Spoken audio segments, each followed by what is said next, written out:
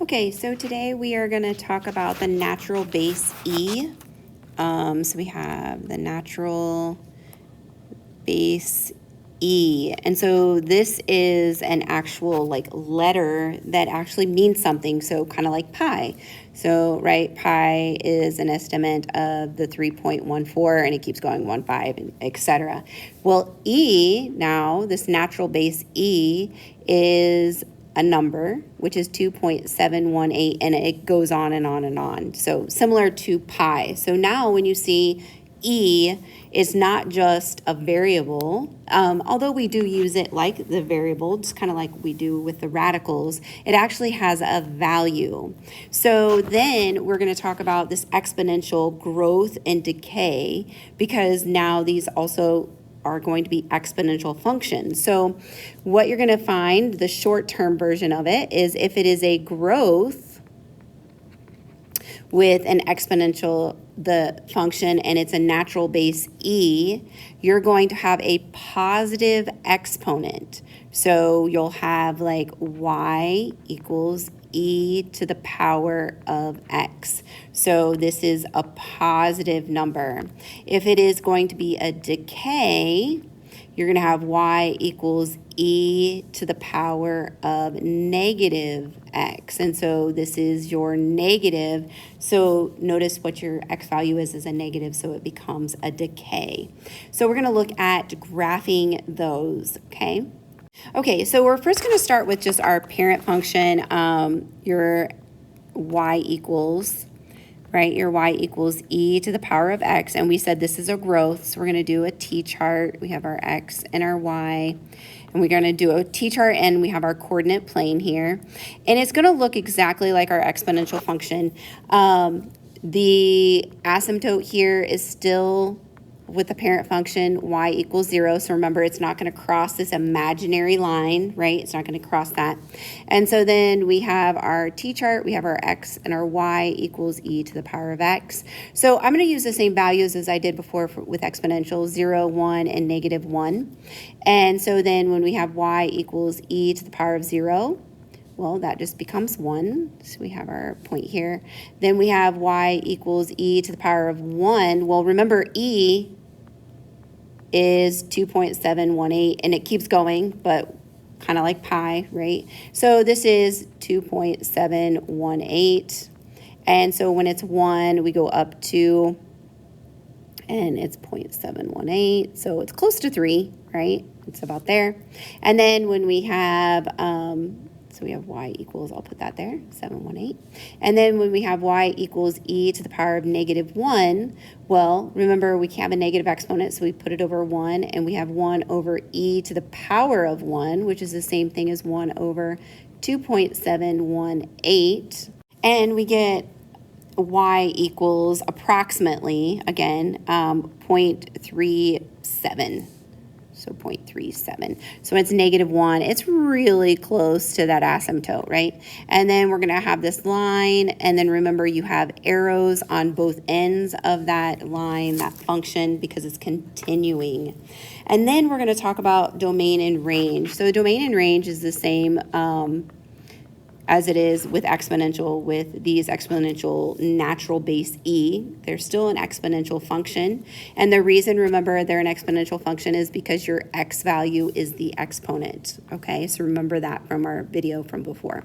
Okay, so my domain, remember your domain are all your x values. So when I stretch this function out, right? And there's points all along this function of x. Is going from negative infinity. I'll try to do my infinity symbol, right? It's going from negative infinity to, and then it keeps going up and out, so it goes to positive infinity, okay? Then your range, that's your y values. Well, it gets really close to when y is 0, but remember I said it never crosses or touches that. So it's a parenthesis at 0, and then it goes up. It's going up, right?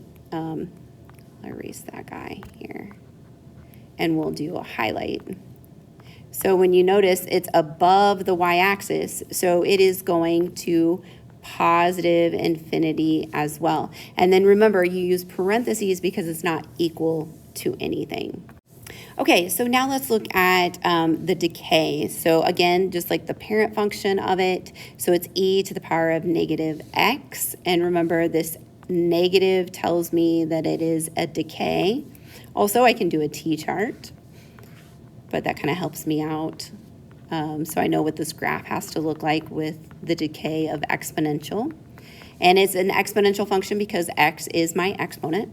So we're going to do our t-chart, our x, y. We have 0, 1, and negative 1. When I have y equals e to the power of negative 0, well, negative, there's no such thing. So it's still just 1. Oh, let me draw my asymptote here. Remember, we don't cross that. Y equals 0 for the parent function. Because, again, there's nothing added or subtracted on the outside. So that y value is not moving up and down yet. Okay? Eventually it will. Then y equals e to the power of negative. Okay, and so now we have e to the power of negative 1 because remember my function, let me write that over here, equals e to the power of negative x. So it becomes a negative 1. So this becomes y equals.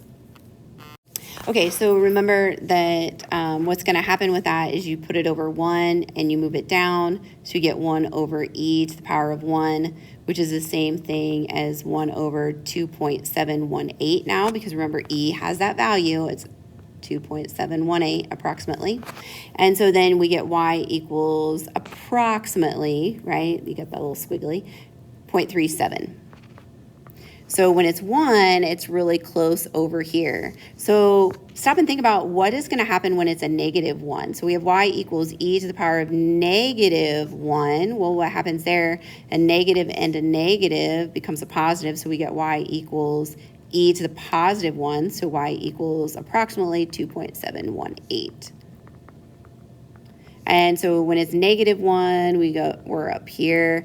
And so remember, the point that is closest to that asymptote is where it flattens out and it gets really, really close to that asymptote. It will not cross it and it will not touch it. Okay. And so then we look at our domain and we look at our range. Our domain goes from negative infinity to positive infinity. Again, because if I stretch this out, over here is my, well, that looks like an 8. We all know I have troubles with infinity symbols, right? And so, oh, that looks really horrible. So that's negative infinity over here, and this is positive infinity over here. And so if I stretch that out, it go from negative infinity to positive infinity. And then again, it is above the x-axis, right? So it's going above. So my range, that's all my y values, goes from 0 to positive infinity. Again, it's a parenthesis because it does not equal 0. So it will not equal 0. It will get really, really close to that. And then we will discuss in the other video what happens when this asymptote moves up and down, okay?